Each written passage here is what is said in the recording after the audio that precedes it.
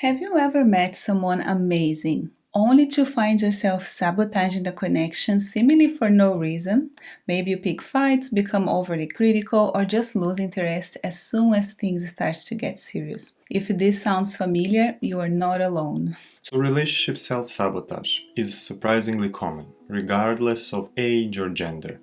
It's that frustrating feeling of ruining a good thing, pulling a plug on a potentially great relationship before it even gets off the ground. So, we must ask ourselves, why do we do this? In this video, we will dive into the 5 core reasons behind self-sabotage and explore 8 common ways it shows up in our love lives. Whether you've experienced this yourself or know someone who struggles with it, this video will shed light on this destructive pattern and offer insights into how to break free. So, romantic self sabotage happens when we take actions that undermine our own relationships.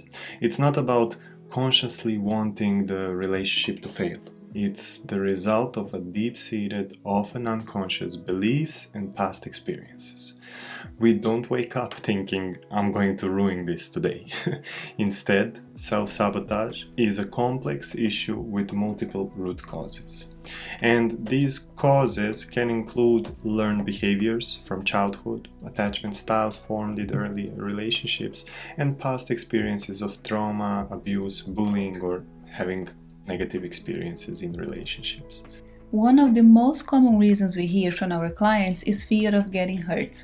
They might say, I'm always afraid it's not going to work out or that I'll end up heartbroken. This fear often stems from childhood experiences where emotional needs weren't met, where they were neglected or invalidated, or they witnessed unhealthy relationship dynamics between caregivers. These early wounds create a blueprint for how we expect to be treated in love, leading us to anticipate pain, rejection, or abandonment. Past relationship traumas, such as infidelity or emotional abuse, can further deepen this fear, making us hesitant to open up our hearts again. But fear isn't the only factor at play, right? Another cause of self sabotage can include low self esteem, for example.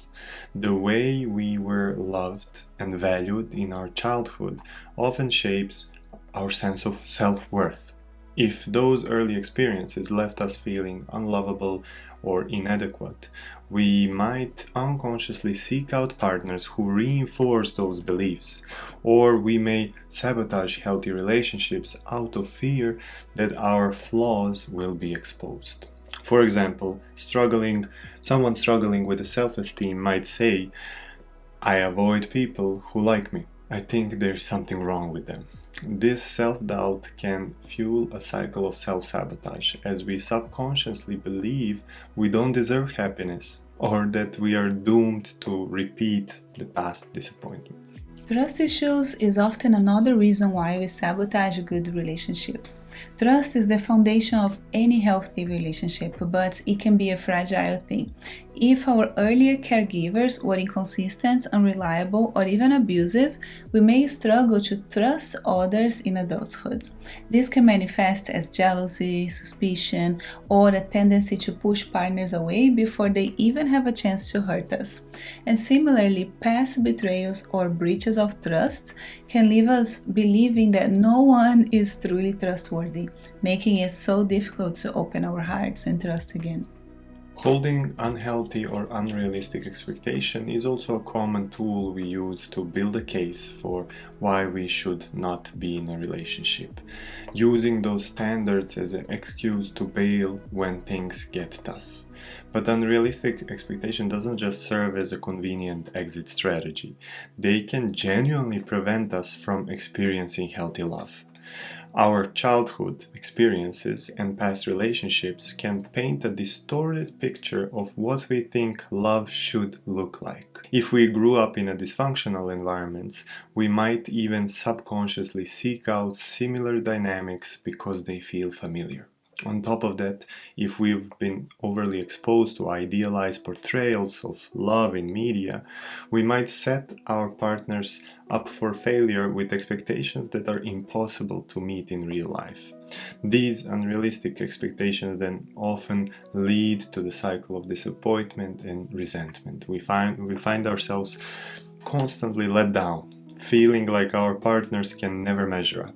And as a result, we might quickly discard relationships that don't fit our idealized vision, even if they have the potential to be fulfilling. And this is the reason why we put unrealistic expectations as a reason for self-sabotage. And the final reason why we sabotage our relationships can be simply lack of experience. Even those who had relatively healthy childhoods can struggle with self-sabotage due to a lack of experience or skills in navigating intimate relationships. If we didn't have positive role models for healthy communication, conflict resolution, or emotional intimacy, we might feel unprepared for the challenges that arise in adult relationships.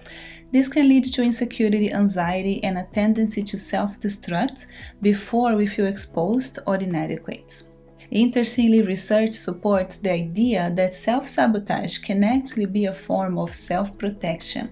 As we've discussed before, if someone fears being hurt or abandoned, they might unconsciously or even consciously sabotage a good relationship to try to prevent future pain.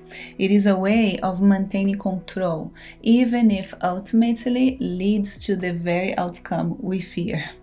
Learning to recognize self-sabotage can be the first step towards healing and creating healthier connections. It's not always easy to admit when we are getting in our own way, but understanding these patterns is crucial for growth. So now that you know the root causes, let's talk about 8 different ways you may be sabotaging your relationships. Number 1 is unrealistic expectations. For example, expecting your partner to make all the decisions in a relationship or expecting them to never make mistakes is an example of an unhealthy expectation that can lead to problems. When your unreasonable expectations aren't met, it can allow you to convince yourself that the relationship isn't working, opening up a reason to leave. Ask yourself, in which way am I setting an expectation for my partner that is impossible to meet? We all have flaws, and accepting them is a key part of a healthy relationship. Number 2 is not communicating properly. A number of self-sabotaging relationship behaviors involves not communicating clearly, openly, or at all.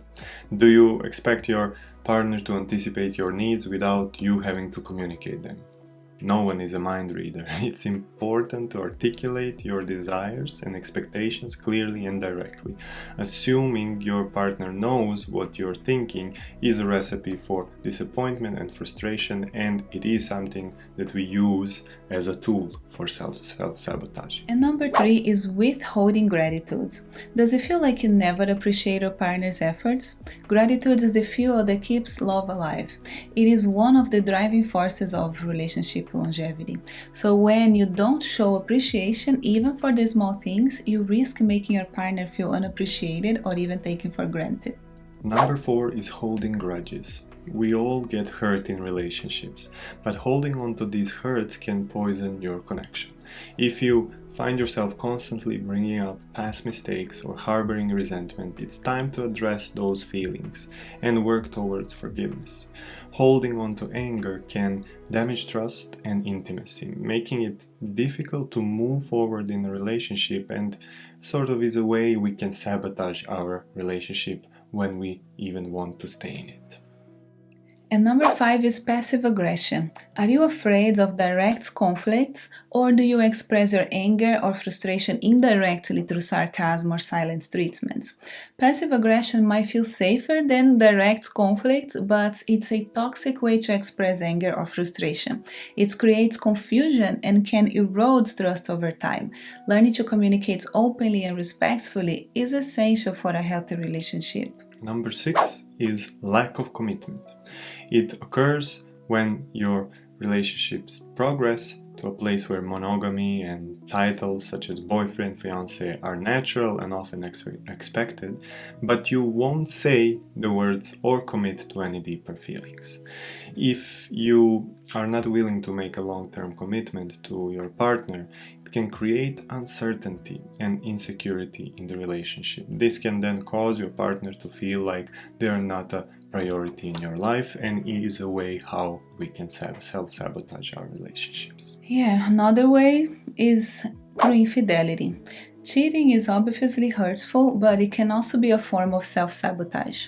For some, it's a subconscious cry for help or a way to end a relationship they feel unworthy of.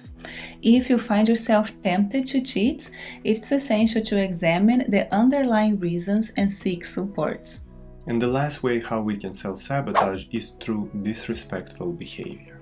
Self-sabotage can take a darker turn with disrespectful or even abusive behavior. This includes ignoring boundaries, manipulating, using ultimatums, or some even more serious forms of abuse. These behaviors are harmful and unacceptable. If you recognize them in yourself, it's crucial to seek professional help to address the underlying issues.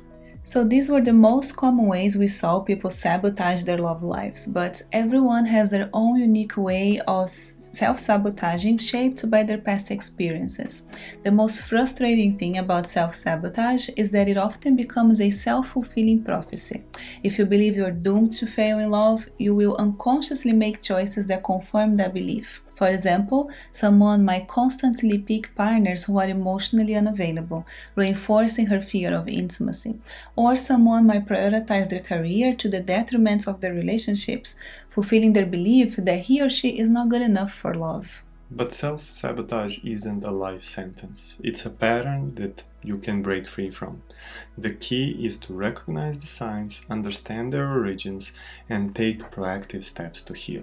And if you're ready to dive deeper into this journey of healing and transformation, we invite you to join our comprehensive course on breaking negative relationship patterns.